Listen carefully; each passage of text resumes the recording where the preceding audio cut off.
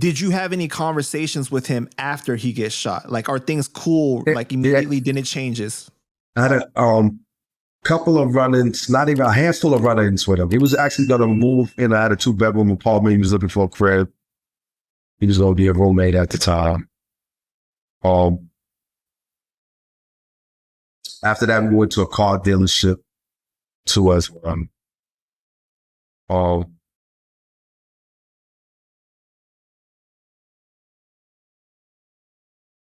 Trying to remember, like,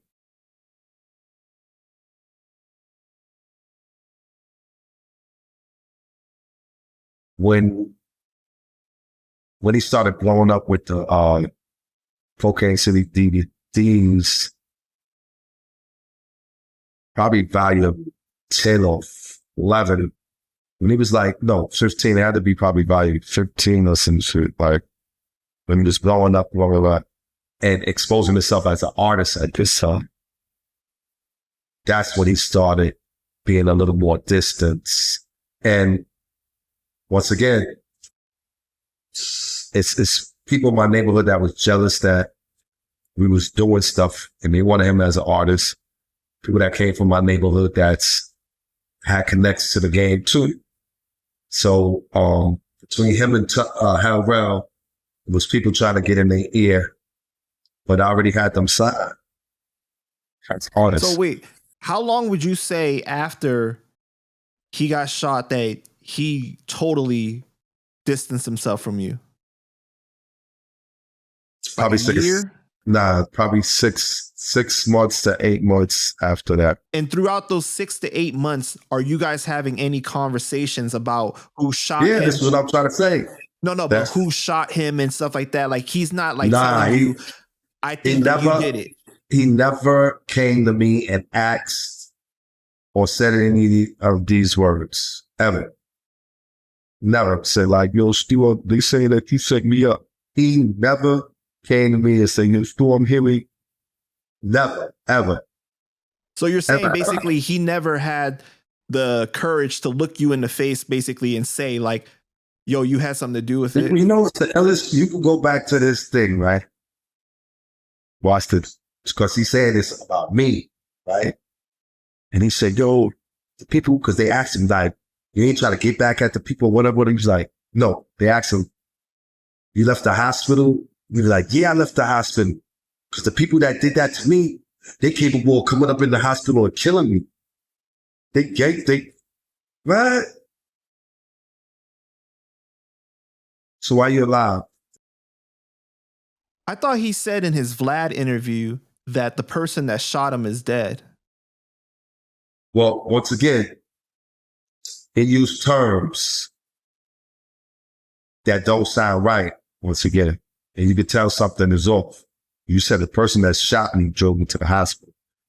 But like you said, Vlad interview, you said the person that shot him is dead.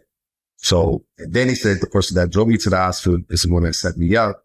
So he's saying it different ways in different interviews. Mm. And that shit ain't right. So you was hearing it in the streets. I wish I couldn't see. With him saying that, the other side of me, wish I would have. If I'm gonna go down for something I ain't do, I might as well should have. Now you got me feeling like, yo, I should have. And if I did, I'm gonna claim that. That's where he feel to realize, like, I'm from that world. If I did something, I'm gonna claim it. And it's gonna go underneath like a trophy, a wall. It's not making no sense. If I did it, I'm gonna claim it. And it's gonna be my trophy. But you saying I did it. How many years were you guys rocking together before he got shot? Because he got shot in 2003. See, all these Illuminati lies, yo, you're getting tight, yo. Like, yeah, that incident happened in 2006. It's almost like, I sound crazy, right? So when is Fred's birthday? I'm saying it for a reason. Watch this. If you Google now Fred's birthday, what is going to say? It says November 9th, 1984. For a fact that, see, you done fucked up, right? Because, see, before he was down with Illuminati, I got the contract. His birthday is 9/11. When he took that oath, they reversed his birthday, November 9th. That's when he took the oath. But it is what it is. Oh yeah, when you took that oath, I ain't trying to go fight, but it is what it is, because Fred was the mediator. God bless the dead Fred The Godson. He was the mediator between me and you. He called Fred and he told him you took that Illuminati oath. Asked Fred to get down. Nah, wait. Yo, you giving too much. Fred said no. Wait, hold up. Fred said no. And after that, he started rocking Soul Not For Sale. Boom. That's what was said. All right. Well, so you're saying that he got shot in 2006, really, but not 2003 like he's claiming. Right. Okay. So during that time, you don't remember what year you started? I know you want to run with that energy from 2003 because I'm in tune now. You just now made me realize something in this interview. You're trying to claim 2003 because 2003, that's when DFL was out there. Mm.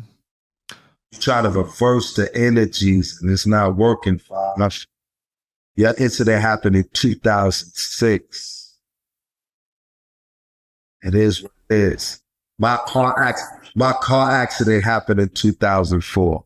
So that's emphatically impossible. What year did you guys first start rocking together, would you say? I don't remember the year. I remember his age, but when you say the year, it had to be 2000, right? 2000, 2001, because you said he was 17, right? Yeah. Okay, so around that time. So what kind of relationship did you guys have, though? Was it just business, or did you guys like actually grow close and become friends? See, they say another Muslim was not supposed to talk about another Muslim, but the way he's not moving like a Muslim, a claiming Muslim, which made like somewhat deterred me from being Muslim. Because the dark shit he was doing as a Muslim is crazy. That's all I gotta say. He says he's Muslim, and I never seen him in a masjid, never seen him pray. And I'm the one that's fasting and praying around him at the time when we was, because he said, yo, this is my Muslim brother, he broke fast with me. I prayed with your mother and broke fast with her. That he never broke fast with you. Well, so then you knew the family then. So you guys were close enough that he would introduce you to the family. Yeah, he lived around the corner from me. We from the same neighborhood. But the neighborhood we from, he never mentions it. He's from Mitchell's. You ain't from Mitchell's. This is what I'm saying. His whole Malhaven. He's not from Malhaven. His whole lineup is false. His whole bio is false. All right, well, let me ask you this, though, okay?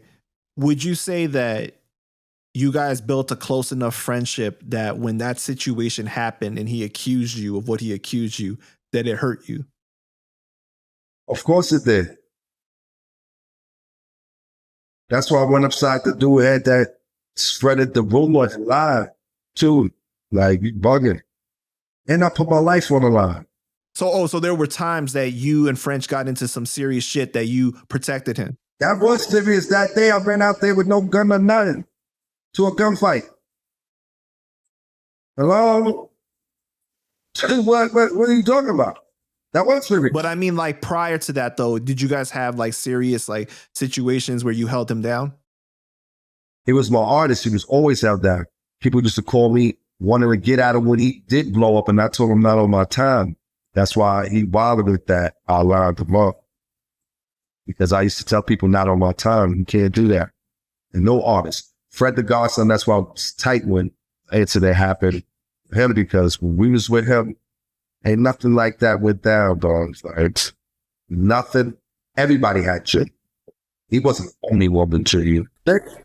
We was unsigned artists running around with hundreds of thousands of dollars. Like, two of us, that's probably 50,000 right there.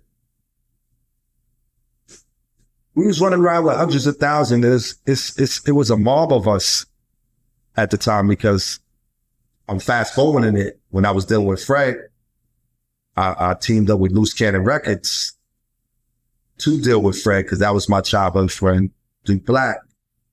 And Duke Black was going to sign the DFL. And he came up with his own thing, Loose Cannons, and I wished him the best. And he started finding all these artists. But we was running around, like, no exaggeration, like 30 cars deep, 15 cars deep, going to clubs, where the bouncers used to say, "We can't let y'all roll all up in here. And nah, y'all can't get up in here. Y'all got dudes bigger than us. There's too many of y'all." And I'm not lying. They was calling us the next Wu-Tang. Wow. That's how deep we was from.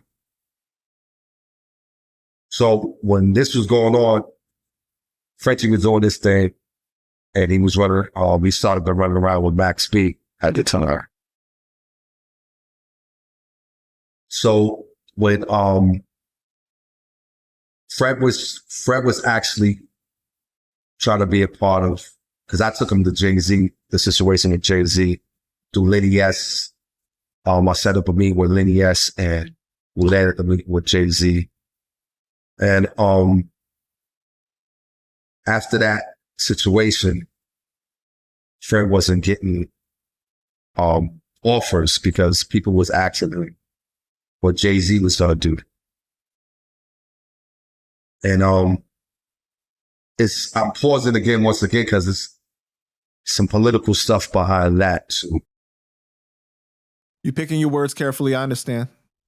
Because we knew Jay-Z was leaving Def Jam before he left Def Jam. And it was around the time when he signed Uncle Murder to Def Jam. If we would have joined, everything happens for reasons. If we would have joined forces with him, we would have been targeted another record label that he didn't get along. So if anybody is in tune with hip hop, they can read between the lines of it. And this is, I'm gonna just say, to give it a little bit, this was around the time